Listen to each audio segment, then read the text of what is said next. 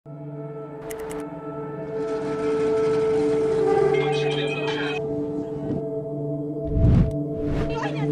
manfaat olib keldi bu paxta?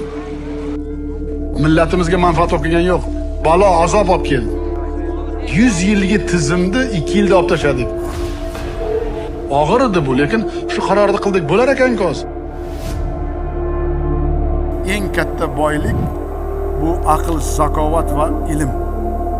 Eng katta meros bu yaxshi tarbiya. Eng katta qashshoqlik bu bilimsizlikdir. Bola 11 yil o'rniga atiga 7 yil o'qishga majbur bo'ldi. Bu haqiqat, 7 yil. Katta yo'lga qadam qo'yapmiz. Kim shiddat bilan harakat qilyapti. Mana natija.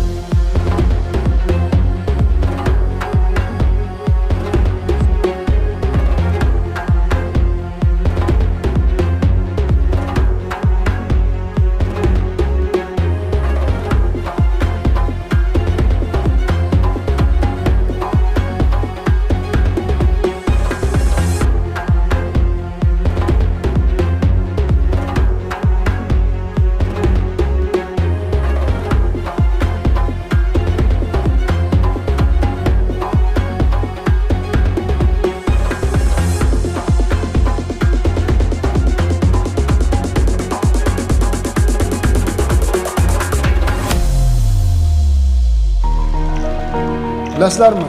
İnsonga e'tibor deyapmiz. Agar sifatli ta'lim bo'lsa, bu ham e'tibor. Prezidentning ishongan kuchi, qudrati, muallimlar, murabbiylar. Ana shunga biz hammamiz birlashsak, o'shanda natija bo'ladi.